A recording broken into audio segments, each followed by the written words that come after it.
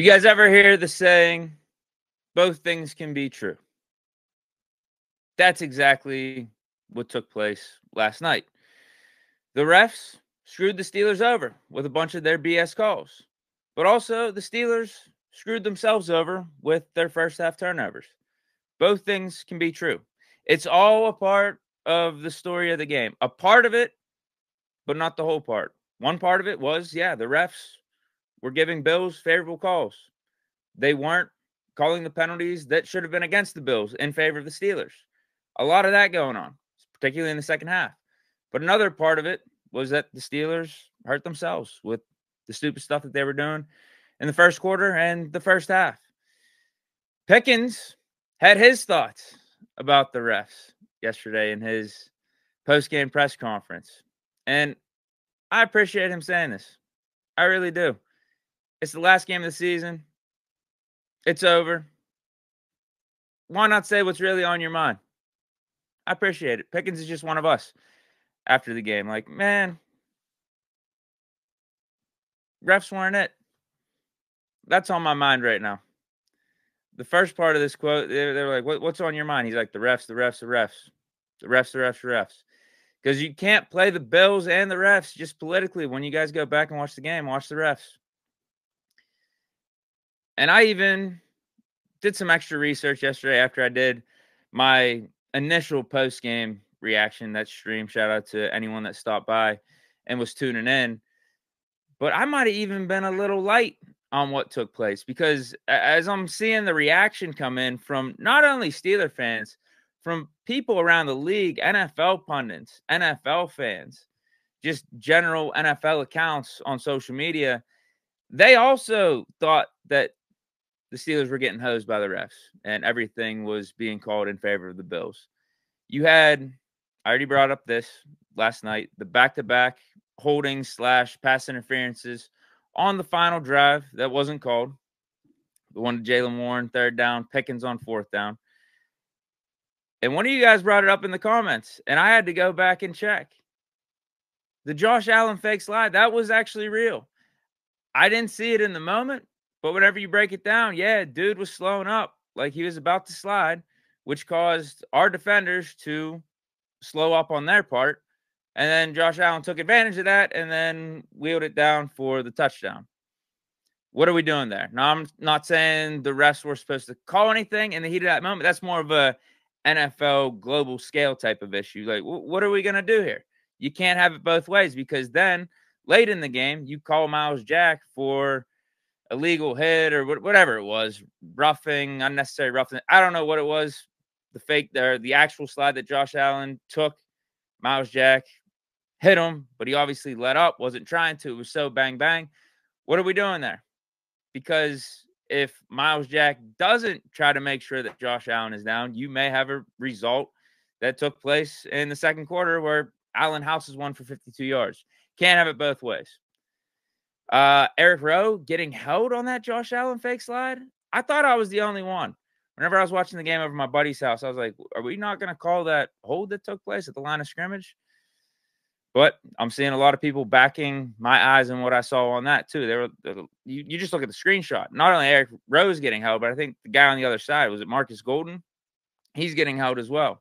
I already mentioned the one penalty on Miles Jack. The other one where I don't even think he was holding the tight end. They called a defensive holding. Ball was completely uncatchable.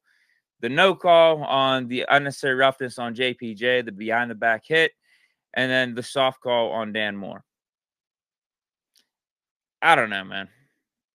I don't know. Ultimately, we didn't play good football.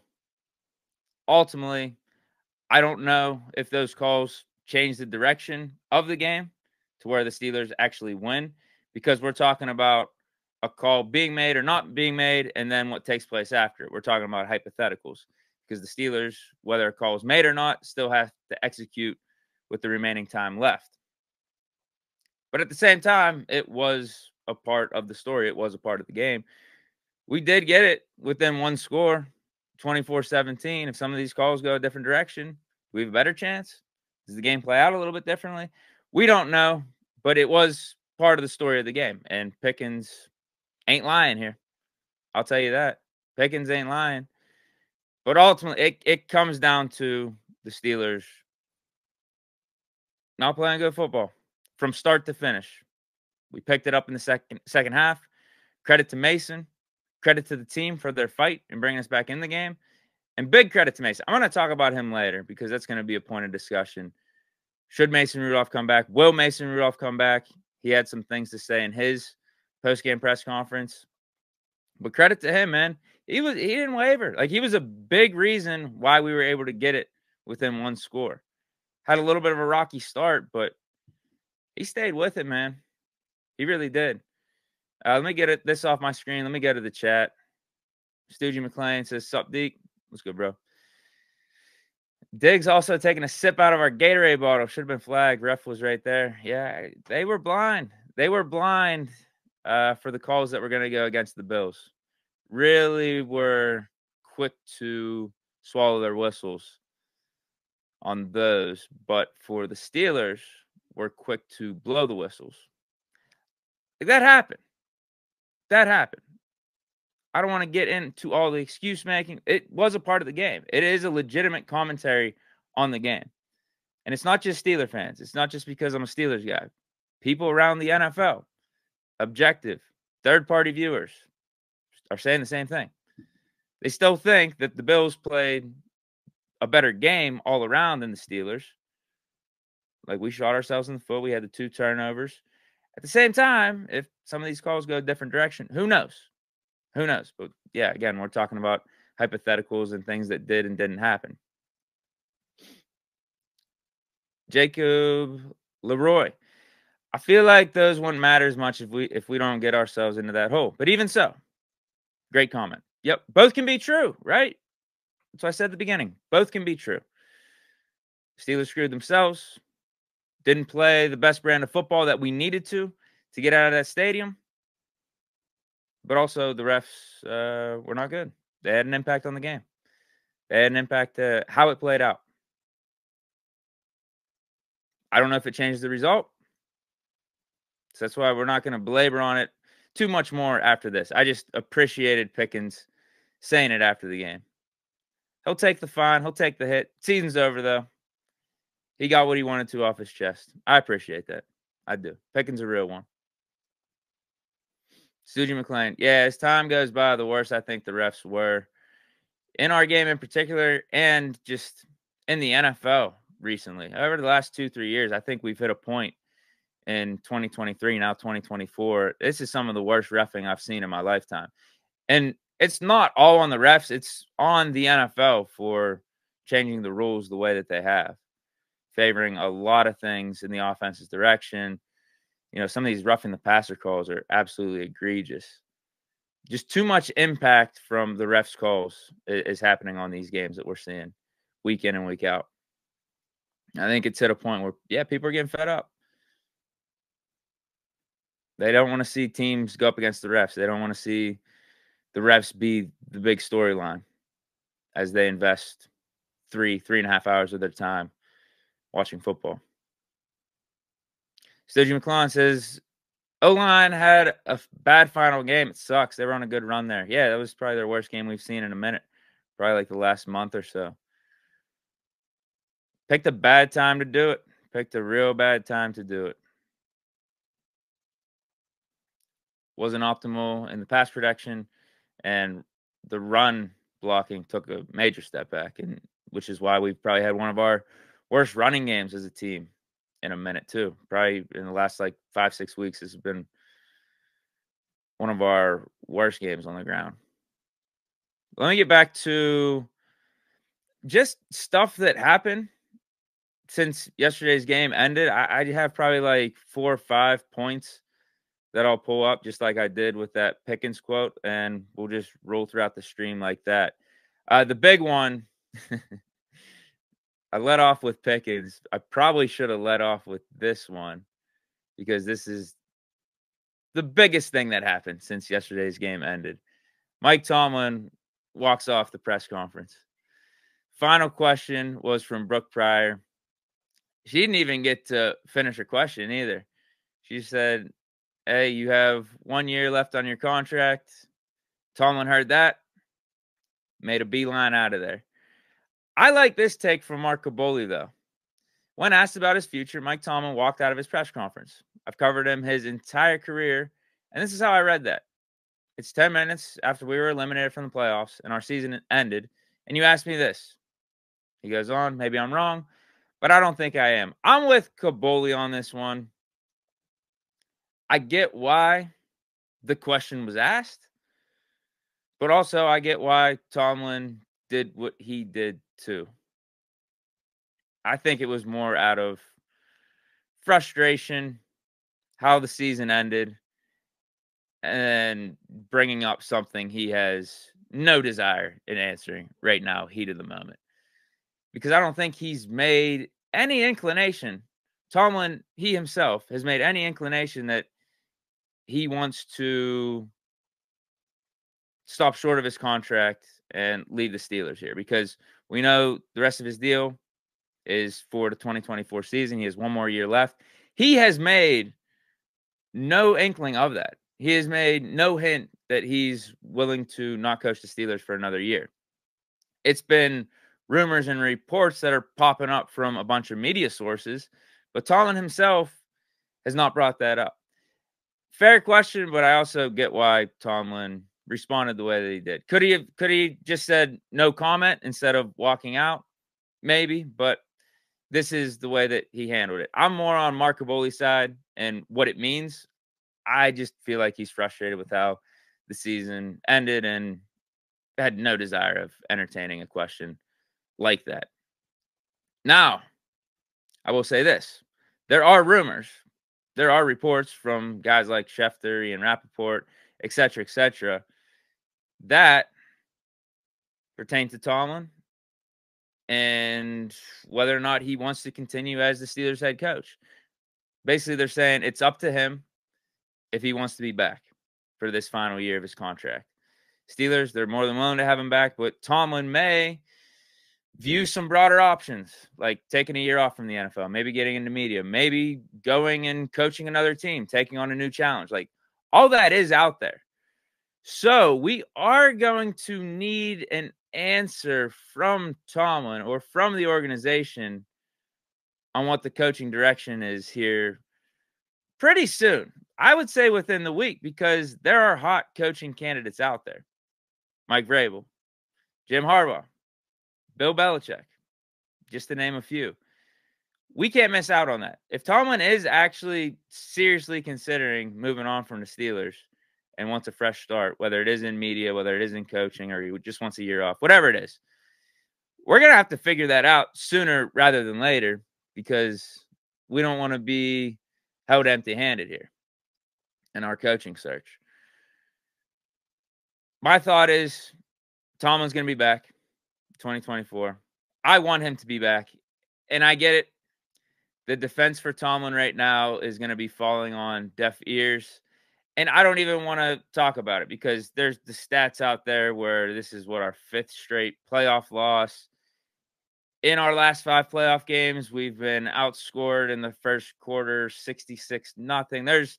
There's a bunch of damning stats out there in our recent lack of playoff success with Tomlin being at the helm. We've gone through different teams. We've had different quarterbacks.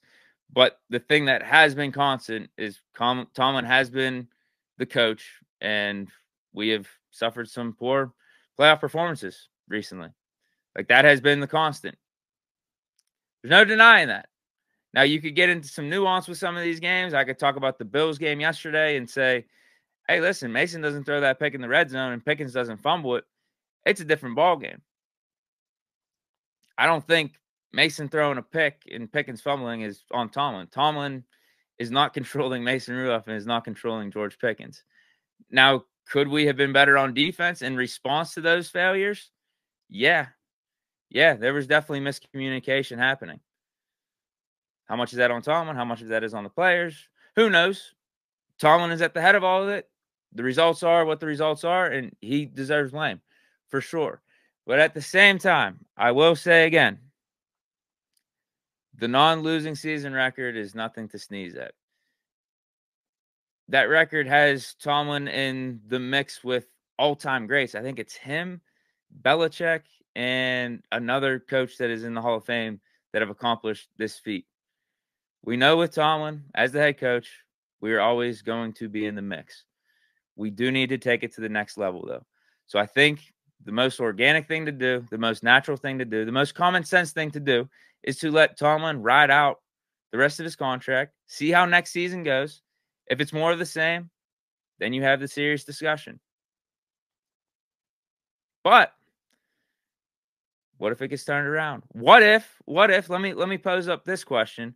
What if with this new team undergoing a so-called rebuild, because we just moved on from Big Ben as our franchise quarterback. This is the second year removed from him.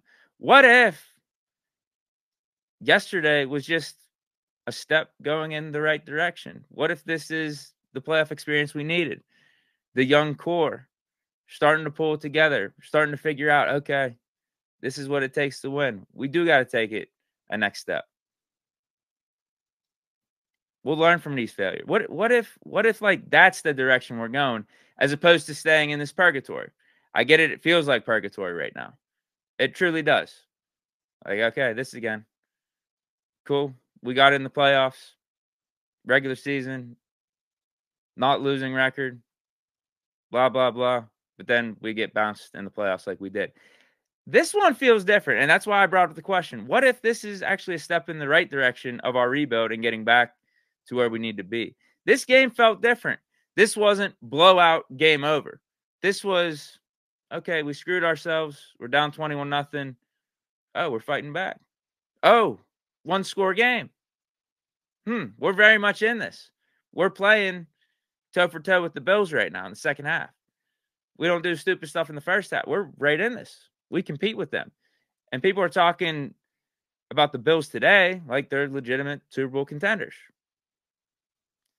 Maybe we're not as far off as we think. And maybe Tomlin has something to do with it. So, like, for me, I'm not going to switch up my energy from how I was feeling, not only in the regular season, in the midst of when it was really bad, when we were 7-7 coming off that 3-game losing streak. I said, no matter what, I think you let Tomlin play out his contract. I think that's the most common sense solution. But since then, we go 3-0. And we're 10-7. We beat Baltimore. Where was people's energy at then? I wasn't hearing a lot of fire Tomlin stuff. And that's what I was on too. I kept it the same. Like, you got to give credit to Tomlin for this 3-0. You got to give credit to Tomlin for getting us back in this thing. As bleak as things were looking, as the adversity was hitting an all-time high, the fire Tomlin chants, the cries were louder than ever. We went 3-0 down the stretch against solid teams. The Bengals at the time were, I believe, 8-6. They were in the playoffs. Seahawks, they were in the playoffs over on the NFC side. And then Ravens, yeah, they didn't have Lamar Jackson. But with the conditions being a monsoon, the Ravens being the Ravens, it's still a tough game. It's no gimme. We go 3-0 down that stretch. That's a credit to Tomlin. So just because, and this is the LeBron James factor, just because we ended up making the playoffs with the help of the Jacksonville Jaguars and we lost to the Buffalo Bills, that doesn't change my energy that, you know what, Tomlin got the ship right at the end of the season. He did some good things, and he still should be awarded that extra year to finish out the contract. Like that, this doesn't change my energy. Just because we lost in the playoff, just because we made the playoff game or we made the playoffs and lost to the Bills, I don't think that should necessarily be held against them, because what would the energy be if we finished 10-7 and we didn't get the help to make the playoffs?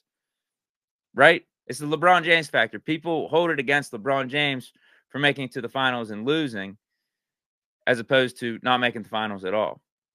We got in the dance, and that's what happens when you get in the dance. You get in the playoffs. You put yourself out there. There's a chance for failure. It's a do-or-die situation. And we failed yesterday. But I don't think it was as bad as people were going to make it seem. When you look at the track record, though, you look at recent history, it isn't good enough. It's not. People are talking about firing Mike McCarthy, and they went 12 wins in the last 3 seasons, 3 consecutive seasons. The playoffs are where the money's made. Definitely. There's no doubt about it. But we also need to consider what's going on with this Steelers franchise right now. We are 2 years removed from Big Ben retiring. We are in the middle of a so-called rebuild, but even within this rebuild, we are competing and are legitimate. Are we legitimate contenders, Super Bowl contenders? Yeah, different story. Because we're not putting that product out there consistently enough to show that we are. But at the same time, I think we can compete with anyone. We don't have those turnovers in yesterday's game. It could be a different story. So Tomlin, I think, has us going in the right direction. Now, next year is another piece to that story, whether or not I'm accurate, but I think you give him another chance. See what he can do. Because, again, objectively, he is a good head coach. Are things getting stale here? Has his time run his course here in Pittsburgh? Those are legitimate questions, sure. But I think he gets another year to write that script, to finish the script or continue the script. That's my feeling on it. What's crazy, though, is some of the stuff that I'm talking about right now goes hand in hand with what Najee Harris brings up here. Najee has, it's like this. On one side of it, he's not blaming the coaches. On the other side of it, it's like if you read between the lines, what are the coaches' job? It is to maintain a culture. It is to instill discipline in the players. But yeah, what I'm talking about is after the game, Najee Harris is just talking about what needs to change. What do we need to do to get to the next level? And he says there's some in-house things that need to change. And he's talking about in-house rules, but also says it's not meant or directed to the coaching staff and what they're doing. So you get what I mean? It like doesn't add up. He's saying something, but the feeling you're getting from what he's saying is different. He's saying that it's not about the coaches, but we need some in-house rules. We've got to be more disciplined. We've got to be more committed. I mean, part of that has to do with the coaching, Tomlin, whoever it is. You set the culture and what is allowed and what's not allowed. But I guess he's also talking about the players holding themselves accountable. We got to be more disciplined. We got to be more committed. I don't know, man. I don't know. This does sound a little bit of an indictment on Tomlin and what the coaches have been doing, because he also brought up the fact he was going there, but he didn't say it fully. He was like, where I come from. And I think he was insinuating his tenure at Alabama in college. Like, where I come from, being in Alabama with Nick Saban as the coach, like, this wasn't how it was. You know what I mean? Like, how we're doing things with the Steelers was not how we were doing it in Alabama. And obviously, Alabama, if you're going to compare the programs of Alabama with college football, Steelers, NFL, Alabama has sustained more success recently. How many championships does Saban have? Like 6 at Alabama. It's crazy. So mixed signals here. Definitely mixed signals. Not the thing you want to hear, but probably the thing we need to hear as fans, and also the players within the locker room, maybe even the organization, maybe even Coach Tomlin. If Najee's saying this out in public, like, bro, maybe we do have to have a conversation. Maybe Tomlin does have to think about changing his approach and how disciplined he is, and how disciplined he is on the players, and just how he handles things in-house. Like what standard he does set, what is allowed and what isn't allowed. But I thought that was interesting. What I also found interesting was Mason Rudolph and his comments about whether or not he wants to come back. He played it perfectly. He played it like a politician. Says, I love the Pittsburgh Steelers. They've been my only home for 6 years. We'll see what happens. Like I said, it's not really my decision. A lot of it's out of my control. Big Ben said on his live stream yesterday that he thinks Mason did a great job coming into the last few games, and that he's earned himself a chance to compete either here or get paid somewhere else. We'll see what happens. I want Mason Rudolph back. Part of me wonders why he didn't just flat out say, I would love to come back. Would that be hurting his leverage in negotiations maybe? Sure. So I get why he said what he said. He was very political about it. But part of me was just like, why didn't he just flat out say, like, yeah, I wouldn't mind coming back here. We'll have conversations. Maybe he did say that in a way by, saying, it's out of my control. It's not really my decision. The question is, if the Steelers do decide they want Mason back, which they should. I am with Big Ben on this. I think Mason should come back and compete with Kenny Pickett for QB1. And it's going to sound crazy coming from me. As I stand here right now, Mason should have the upper hand going into the offseason. He should be on the depth chart as QB1. I was very impressed with how this dude played. Not only in the regular season, but yesterday's game too. He gave us hope. He threw the bad pick early on, but imagine if that wasn't a pick. Imagine if he would have thrown a touchdown there. You're talking about a guy that throws for 230 yards and 3 touchdowns in his first playoff game. That's QB1 type of stuff. I even think what he was doing yesterday was QB1 type of stuff with the interception to overcome that mishap, to get us back in the game, capitalize in the red zone, but also move the chains when things weren't looking good. How many times on third down did Mason Rudolph have to do some Big Ben-esque type of stuff? The pocket broke down. He'd have to throw it with a hand in his face, with a guy coming at him, break off the tackle, shift around, move in the pocket a little bit, throw it downfield. He did that multiple times.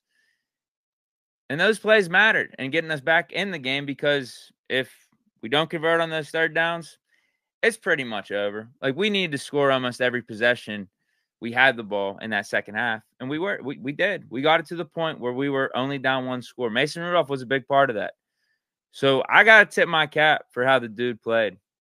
In his 4 games since he came in, the 3 regular season games, really good. I thought this playoff game, I'm not going to say really good, but good enough to make me want to see more from number 2. So I hope he's back. I hope so. I hope he's leaning that way. I hope the Steelers are leaning that way. But I also could understand if Mason would be hesitant to believe the Steelers. Like, if the Steelers want Mason back, you're going to have to make a plea to him. You're going to have to, you're going to have to make a plea to him and basically say, like, hey, you're going to have a chance here to compete for QB1.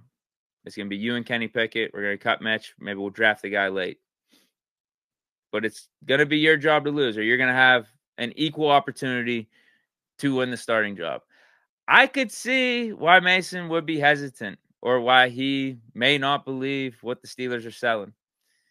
Because throughout his career here, let's just say not everything has gone his direction. He has been overlooked. We'll say that. Some of it is his own doing, but some of it, maybe he didn't get the fairest of shakes. Maybe he didn't get the fairest of opportunities when you're talking about quarterback competitions over the last 2 years.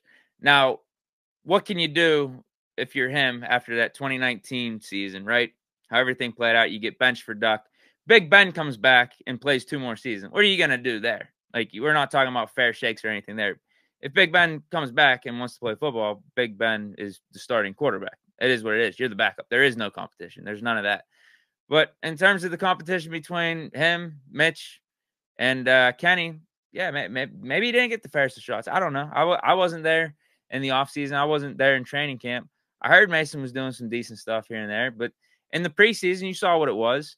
Now, was he playing with the third stringers versus Kenny and Mitch playing with the first and second stringers? Yeah, maybe that's why Mason didn't look as good in the preseason these last couple of years.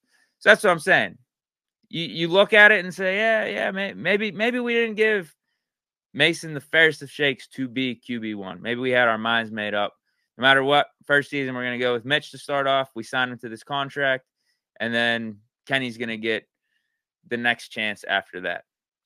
And then Mason, you're just going to be QB3. But we also did give him a chance at a job this year. If it wasn't for us signing him, who knows what he'd be doing? Real estate, because he was out there on the open market. No other team wanted him. He sat there in free agency for months, and we still didn't have our QB3. We brought Mason back. I thought it was a smart move for both sides. And with how the season played out with injuries, Mitch's poor play, Mason did get these final regular season games and a playoff game to add to his resume, and he passed. I give him a thumbs up. I give him an A. Did a really good job. I'm with Big Ben on this one. And finally, we're hitting up the 30-minute mark. Let me finish it off with this one. We'll go with Cam Hayward real quick, and I will read some of your comments, and we'll get out of here. Cam Hayward, if you guys listen to his answer to whether or not he's going to be back or if he's thinking about retirement, he gave mixed signals. He was like, in my heart, I want to be back, but also this was a tough year for me physically with the injuries and whatnot. He's like, I'm going to have to take some time.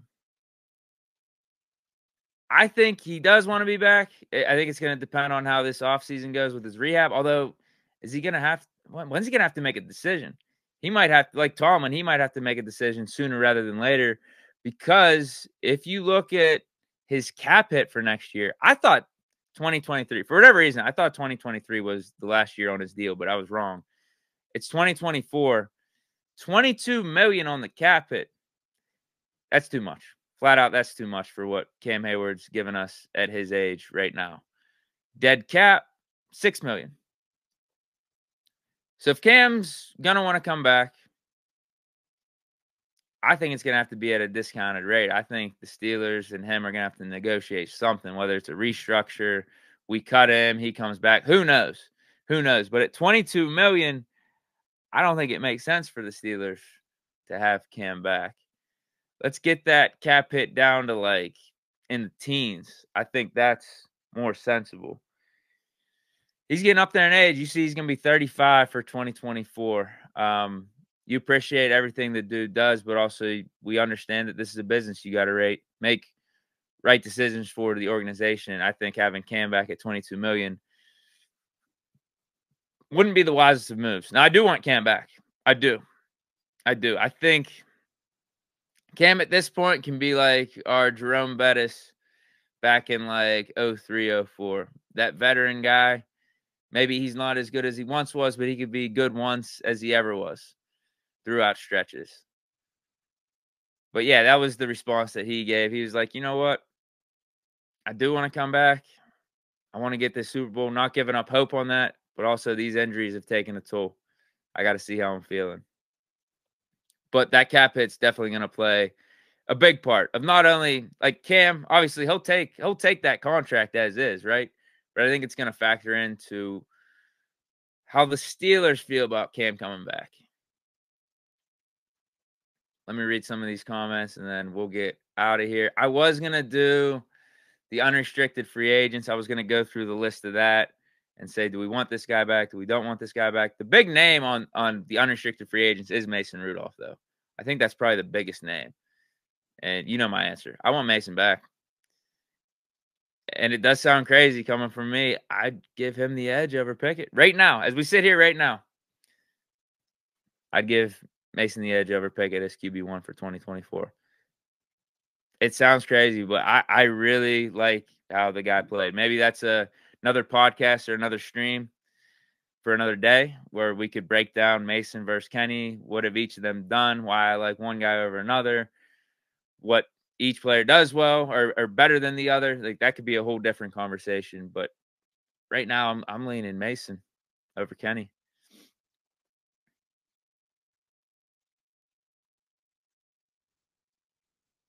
Stoogie McLean, if all of our rookies take the second-year jump, that'd be big, but we need a quarterback. I'm just going to say this. I'll leave it with this. If Mason played like he did these last 4 games, if he continues to play like that, if he gets the opportunity to play like that and continues to play like that, that's QB1 to me. And you're getting QB1 at a discount because it's not like we're going to have to pay him $20 million. We're talking about probably Mitch's contract, $7.5, $10 million. If you're getting the play that you got for Mason Rudolph over the course of a season, I don't think we're tripping on quarterback. I think that is QB1. Dude, just look how he played in yesterday's game. It's not like we were out of it. He was making plays to get us back into it. Like, we weren't losing in spite of him. He was a factor in getting us back in the game. he was playmaking. It didn't look the prettiest. Like, he doesn't run like Josh Allen. He's not a complete playmaker like Allen or like a Herbert or anything like that. He's more of a throwback type of quarterback. But he does still have a little bit of mobility. He's almost got like that Joe Burrow type of mobility, where he's escaping the pocket, escaping the pressure, making some throws down the field. Dude, he played good. He played good, man. Outside of that pick, like, what more are you asking from the guy in yesterday's game? Yeah, he had some incompletions. What other quarterback doesn't have incompletions? Like, he played good enough for us to win, and not in spite of him. It would have been because of him. I'll just leave it at that. So that's the end of today's stream. Hope you guys enjoyed. The offseason has started. We got a big time snow that just rolled in here in Pittsburgh. Yeah. Tough times, man. But that's where we're at. It's up to me. Big recap of my knee-jerk offseason plan right now. Bring Tomlin back. Bring Mason back. Bring Cam back, but at a discounted rate, some type of restructure. And, yeah, bring Pickens back too. Bring Pickens back. I think the energy on Pickens is trending upward. We've forgotten about the whole blocking debacles with him and the low energy, the body language. We're good on that. Pickens is coming back. I think for the most part, you bring back the crew. You bring back the crew and you bring back Mason Rudolph. I don't think we're far off. Stay healthy next year, and we'll see. I like our chances, but stay chilling, everyone. I will be back, I think, Thursday. I think I have a stream scheduled for Thursday here. I'll keep you guys updated on that. But, yeah, it's the offseason, so no more post-game reports, no more game previews, anything like that. But I'm sure we'll still have some Steelers content. That won't stop. But stay chilling. Peace.